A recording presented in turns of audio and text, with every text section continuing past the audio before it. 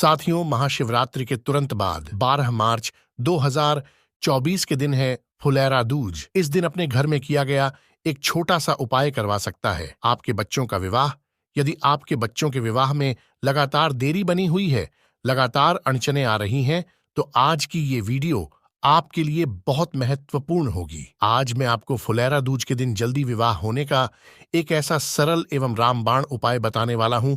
यदि ये प्रयोग आपने कर लिया तो यकीन मानिए आपके बच्चों के विवाह के लिए कोई ना कोई अच्छा प्रस्ताव, कोई ना कोई अच्छा रिश्ता जरूर आएगा और शादी हो जाएगी। आपको ये उपाय अपने घर में ही रहकर करना है और ये उपाय यदि बच्चे खुद करना चाहें तो खुद भी कर सकते हैं, और यदि बच्चे खुद नहीं कर पाते हैं तो ऐसी स्थिति में माता पिता अपने बच्चों की जल्दी शादी के लिए ये उपाय अवश्य करें।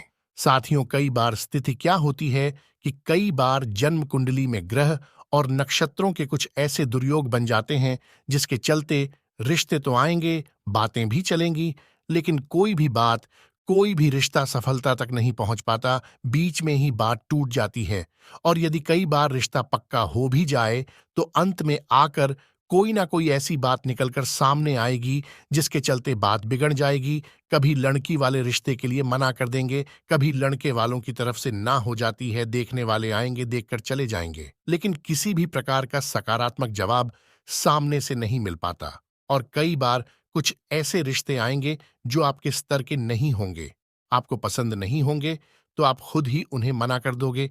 और कुछ ऐसे रिश्ते जो आपके लायक के होंगे, आपको पसंद होते हैं, पर वो सामने से पक्का नहीं हो पाते, तो ऐसे में बच्चों की उम्र लगातार निकलती जाती है। साथियों, यदि आप लोगों के साथ भी ऐसी स्थितियां बनी हुई हैं तो अब आपको चिंता करने की आवश्यकता नहीं है, क्योंकि जो उपाय आज मैं आपको बताने वाला हूं इसको अच्छे से समझ लेना है। उपाय बताऊं इससे पहले आपसे निवेदन करना चाहूंगा, यदि आप चैनल पर नए हैं और अभी तक आपने चैनल को सब्सक्राइब नहीं किया है तो मुझसे लगातार जुड़े रहने के लिए अभी इस चैनल को सब्सक्राइब कर लीजिए। तो साथियों, अब आप उपाय सुन लीजिए, ध्यान से सुन लीजिए। यह उपाय आपको 12 मार्च 2024 मंगलवार के दिन करना है। इस दिन फुलेरा दूज है और फुलेरा दूज के दिन भूमंडल पर एक बहुत ही शुभ संयोग बनता है, और अगर इस शुभ संयोग में हम कोई भी उपाय कर लेते हैं तो वो उपाय बहुत ही जल्द फलीभूत हो जाता है। तो ये उपाय आपने सुबह के समय ही कर देना है।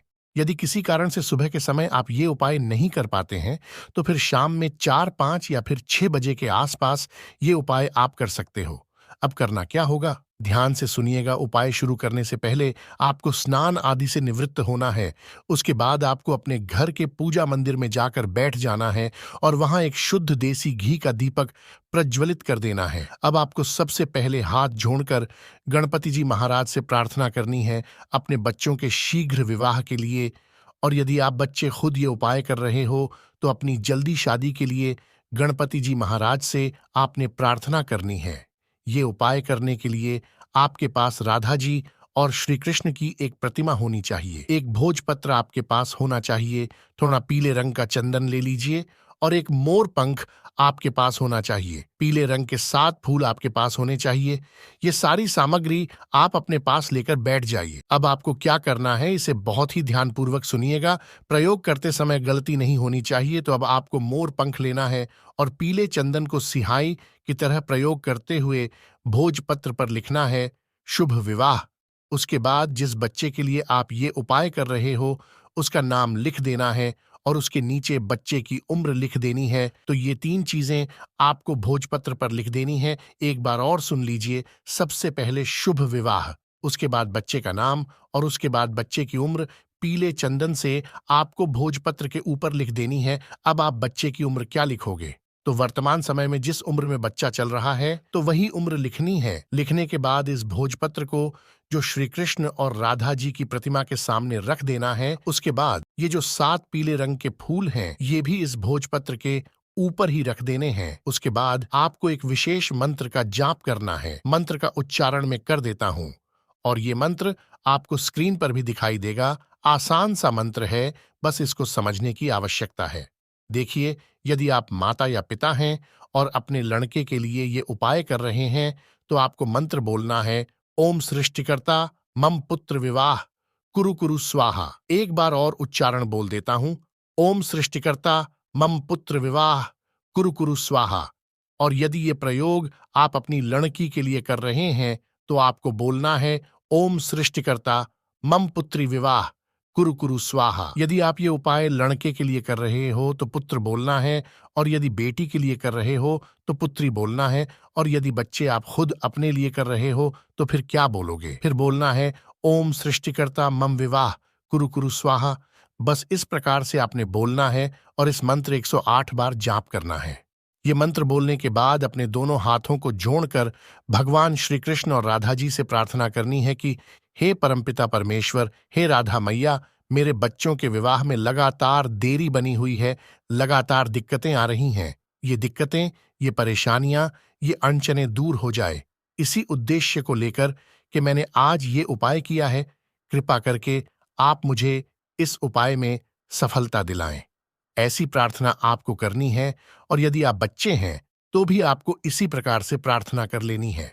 प्रार्थना करने के बाद इस भोजपत्र को मोड़ लेना है, और ये जो पीले रंग के 7 फूल आपने अर्पित किए हैं इनको भी यहां से उठा लेना है, और आपके आसपास कोई ऐसा मंदिर जिसके अंदर राधा कृष्ण की प्रतिमा रखी गई है तो उस प्रतिमा के सामने इनको रख देना है, और साथ में कुछ दक्षिणा भी रख देनी है।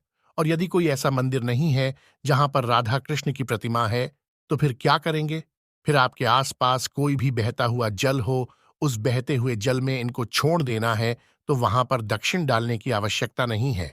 वहां पर तो केवल भोजपत्र और ये 7 फूल इनको ही बहते हुए जल में प्रवाह कर देना है। बस इतना उपाय ही आपको करना है। यदि आप सुबह के समय करते हो तो आपके लिए अच्छा रहेगा, क्योंकि पूजा के बाद आप इनको जल में प्रवाह या मंदिर में भी रख के आना है, तो आप आसानी से रख के आ सकते हो। यदि आप शाम को करोगे तो फिर 5 या 6 बजे से पहले पहले कर लीजिए, क्योंकि अगर आपको देर हुई तो मंदिर बंद हो जाएंगे, और रात्रि में फिर आप जल प्रवाह कहाँ करने जाओगे तो ये समस्या बनेगी। इसलिए मेरा यही कहना है कि सुबह के समय यदि आप ये उपाय करो तो आपके लिए अतिश्रेष्ठ है। बस एक ही दिन का उपाय है फुलेरा दूज। ये कोई सामान्य दिन नहीं होता। इस दिन भूमंडल पर एक बहुत ही दुर्लभ योग बनता है। इस दुर्लभ योग में आप ये उपाय करोगे तो बहुत जल्द फलीभूत हो जाएगा, और आपके बच्चों के विवाह में जो भी अड़चनें आ रही हैं वो तुरंत दूर होकर जल्दी विवाह होने का एक प्रबल योग बन जाएगा। तो बस इसी प्रकार से आपको ये प्रयोग कर देना है। तो मेरे प्रिय साथियों, यदि वीडियो का कोई एक भाग भी आपको पसंद आया हो तो इस वीडियो को लाइक अवश्य कीजिएगा। इस वीडियो को जरूरतमंदों तक जरूर शेयर कीजिएगा। कमेंट में जय श्री कृष्ण लिखना बिल्कुल मत भूलिएगा। और अब अंत में एक बार फिर आपसे निवेदन है कि चैनल को अभी सब्सक्राइब कर लीजिए। ये आपके लिए बिल्कुल फ्री है, लेकिन इससे हमारा मनोबल बढ़ाता है। तो मिलते हैं अगली वीडियो में एक नए समाधान के साथ। जय श्री कृष्ण।